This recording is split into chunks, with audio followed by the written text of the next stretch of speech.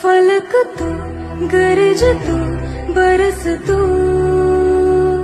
धूप में छाँव की एहसास तू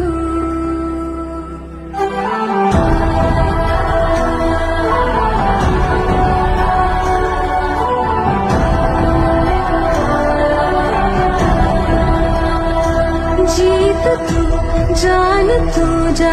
નામ છે બ્રાહ્મણ ભોળારામભાઈ ભગવાનભાઈ, ગામ ખોરડા. ત્યારે અમે અહીં બધા હતા અને અચાનક એક્સિડન્ટ થયો. તે વખતે અમે